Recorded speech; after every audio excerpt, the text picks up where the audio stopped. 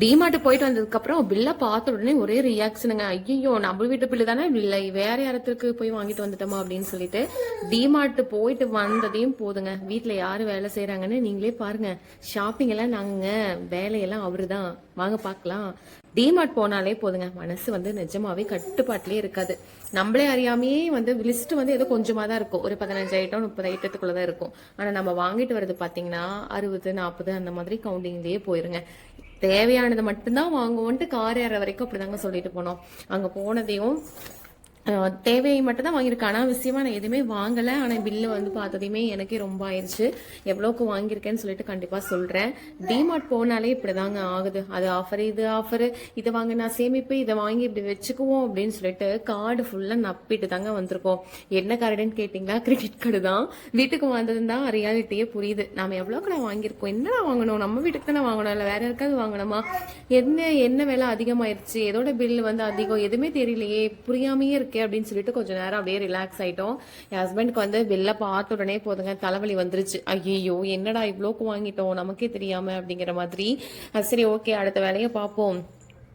டிமார்ட்லயே அவர் தான் வேலை செஞ்சாரு, இங்கேயும் அவர் தான் வேலை செய்யாரு, நீ என்னதாமா பண்ற அப்படின்னு நினைச்சுக்காதீங்க. எக்ஸ்ட்ரா வேலை மட்டும் தான் செஞ்சுட்டு இருக்கிறேன். இந்த மாதிரி எல்லாம் போயிட்டு வந்தேன் அப்படின்னா கண்டிப்பா என் ஹஸ்பண்ட் தான் செய்வாரு, நான் செய்ய மாட்டேன். தம்பி பாத்துக்கிறேன்ல அதனாலதான் அப்படின்னு சொல்லிக்கலாம். அப்புறம் என்ன பண்றது, அவர் செஞ்சா கரெக்டா இருக்கும் அப்படிங்கிற மாதிரி எனக்கு என் ஹஸ்பண்ட் அப்படிதான். உங்க வீட்ல எல்லாம் இந்த மாதிரி டிமார்ட் போயிட்டு வந்தீங்க அப்படின்னா உங்களுக்கு எல்லாம் ஹெல்ப் பண்ணுவாங்களான்னு சொல்லிட்டு கண்டிப்பா கமெண்ட் பண்ணுங்க. இது நம்ம வீட்டு பில் தானே சொல்லி கொஞ்சம் நேரம் யோசிச்சுட்டு சரி இது பார்த்து டென்ஷன் ஆயிரும் அப்படின்னு சொல்லிட்டு பில்லில் இருக்கிற கவுண்டிங்க்கும் நம்ம வீட்டில் இருக்கிற திங்ஸ் எல்லாம் கரெக்டா இருக்கான்னு மட்டும் பார்த்துட்டு அடுத்த வேலையை வந்து ஆரம்பிச்சிட்டோங்க. பாக்ஸ்ல நான் ஃபர்ஸ்டே வந்து வாஷ் பண்ணி எடுத்து வச்சிருந்தேன். எல்லாத்தையும் வாஷ் பண்றது, அப்புறம் அந்த ஒற்றையெல்லாம் தட்டிட்டு டஸ்ட் எல்லாம் இருக்கும்ல அதெல்லாம் எடுத்து வச்சுட்டேன். அதுல வந்து ஃபில் பண்ணிட்டு இருந்தோங்க.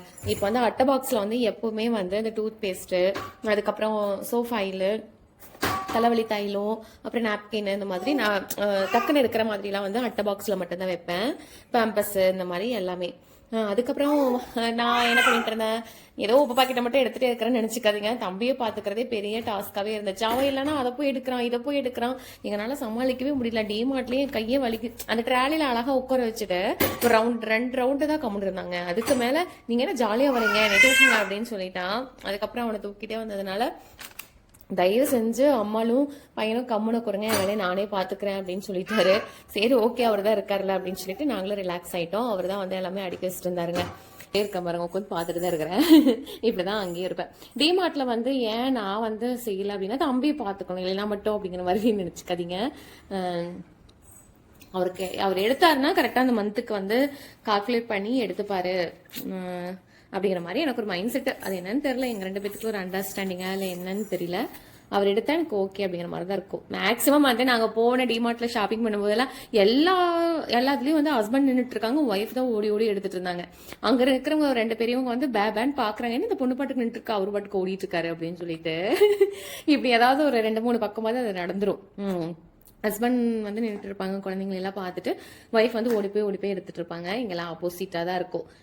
டே ஃபுல்லா நம்ம வேலை செய்யறோம், இதான் வெளியில போனாதானே அவர் செய்யறாரு, செய்யட்டும் அப்படின்னு பாக்குறவங்களுக்கு தெரியும். ஆனா வீட்லயும் அவர் தான் வெளியிலயும் அவர் தான் சொல்லிட்டு அவங்க ஒய்ஃப் வந்து வாயை திறந்து சொன்னாதான் தெரியாதுன்னு நினைக்கிறேன். அடுத்த தடவை டிமார்ட் போகணும் அப்படின்னா பில் மட்டும் அவர் தாங்க பார்க்கணும். ஏன் அப்படி சொல்றேன்னா 5 ரூபாய்க்கிட்ட பாதி ட்ராலி வந்து பில் போடுற வரைக்கும் 5 ரூபாய் வந்துருச்சு அப்படின்னு எனக்கு ஷாக் ஆயிடுச்சு. ஏன்னா இன்னும் ஒரு ட்ராலி ஃபுல்லாவே நம்பிருச்சு. ஐயோ நம்ம ஏதோ தேவைக்கு அதிகமா வாங்கிட்டு தேவைக்கு மேல வாங்கின மாதிரி எங்களுக்கு தெரியல. ஆனா என்ன வாங்கணும்னு எங்களுக்கே புரியல, அந்த அளவுக்கு ஆயிருச்சு. அப்புறம் பில் போட்டு முடிச்சதையும் இவ்வளவு வந்துச்சு. ஐயோ அப்படிங்கிற மாதிரி ஆயிருச்சு. 8 வந்துச்சு, 8,600 வந்துச்சு, அப்புறம் 9.2 வந்துச்சு. ஐயோ அப்படிங்கிற மாதிரி ஷாக் ஆகி தான் நின்றுட்டு இருந்தோம். சரி பரவாயில்லன்னு சொல்லிட்டு 9,800 வந்துச்சு. அது போய் பில் ஃபர்ஸ்ட் வந்து கிராசரி வந்து வாங்கிட்டு கொண்டு போய் பில் போட்டு கார்ல வந்து லோட் பண்ணிட்டு மறுபடியும் பாப்பாவுக்கு வந்து லஞ்ச் பாக்ஸ், அப்புறம் ஷூ வாங்க வேண்டியது இருந்தது, செப்பல் வாங்கணும். செப்பல் வாங்கி அவளுக்கு எப்படி ரொம்ப நாள் ஆயிருச்சு, 4 மாசமாவே 5 மாசமா நினைச்சிட்டு இருக்கிறோம் அவளுக்கு வாங்கணும்னு சொல்லிட்டு. செட்டே ஆகல. சரி போய் பார்க்கலாமே அப்படின்னு சொல்லிட்டு வந்து எல்லாத்தையும் எடுத்து கார்ல அரேஞ்ச் பண்ணி வச்சுட்டு மறுபடியும் ரிட்டர்ன் மேல போய் பார்த்து தாங்க வாங்கினோம். இது 150 லஞ்ச் பேக்கு. செப்பல் வாங்கணுமா, இது வந்து ஒரு 2 செப்பல் வாங்குறோமா, அது 500 1000க்குள்ள கால்குலேட் பண்ணிட்டு போகணும். அப்படிதான் போகணும். அப்புறம் வாட்டர் பாட்டில் எக்ஸ்ட்ரா ஒன்று வாங்கணும். மற்றபடி எதுவுமே வாங்கக்கூடாதுன்னு ஒரு மைண்ட் செட்டில் தான் வாங்கணும். அப்புறம் பாப்கார்ன் வாங்கணும். வேற எதுவும் பெருசாக வாங்கிக்கலங்க, அவ்வளோதான். டோட்டல் பில் எவ்வளோன்னு பார்த்தீங்கன்னா 10 ரூபாய்க்கு மேலேயே ஆயிடுச்சுங்க. எனக்கே ரொம்ப ஷாக் ஆயிடுச்சு. ஐயோ என்னடா இது இவ்வளோ வந்துருச்சு அப்படின்னு சொல்லிட்டு 4-5 மாசத்துக்கு டிமார்ட்டை வந்து எட்டியே பார்க்க கூடாதுடா சாமி, போதும் நமக்கு இதை வச்சு உருட்டி ஓட்டிக்குவோம் அப்படிங்கிற மாதிரி ஒரு மைண்ட் செட்டு தான் இருந்துச்சு. நீங்க சோப்புனால தாங்க காசே அதிகமாச்சு. ஒரு சோப்பு வந்து 165 ரூபாய். 8 சோப்பு வாங்கியிருந்தோம். இன்னுமா பெரிய பொண்ணுக்கு அது போடுறீங்க அப்படின்னு நினைக்கலாம். ஆமாங்க, அதான் போட்டுட்டு இருக்கோம். நீ எல்லாம் மாற்றணும்னு நினைக்கிறேன். பில் வந்து ரொம்ப அதிகமாயிட்டே இருக்கறனால எப்படியாச்சும் மாற்றிடணும். எனக்கே பேசி வாய் வலிக்குதுங்க. ஓகே, இந்த வீடியோ உங்களுக்கு கண்டிப்பாக பிடிச்சிருக்கும்னு நினைக்கிறேன். இப்போலாம் ஓரளவுக்கு ஷார்ட்ஸ் போகுது, ஓரளவுக்கு ஈஸ் போயிட்டு தாங்க இருக்குது. நீங்கள் சப்போர்ட் பண்ணுறவங்க நியூ சப்ஸ்கிரைபர் எல்லாத்துக்குமே ஒரு பிக் தேங்க்ஸுங்க. நன்றி, ஒரு பெரிய நன்றி. இதுக்கப்புறம் வீடியோஸும் பாருங்கள். பிடிச்சிருந்ததுன்னா லைக் பண்ணுங்கள், கமெண்ட் பண்ணுங்கள், மறக்காமல் சப்ஸ்கிரைப் பண்ணுங்கள் ப்ளீஸ். இன்னும் எந்த மாதிரி வீடியோலாம் போட்டால் வந்து உங்களுக்கு பிடிச்சிருக்குன்னு சொல்லிட்டு கமெண்ட் பண்ணிங்கன்னா அதுக்கு தகுந்த மாதிரி போடுறோம். காமெடி வீடியோ போட்டுட்ருக்கோம் அப்படின்னா இந்த மாதிரி காமெடி போடுங்க நல்லா இருக்கு அப்படின்னு சொன்னீங்கன்னா கண்டிப்பாக வந்து அதையும் ட்ரை பண்ணுறோம்.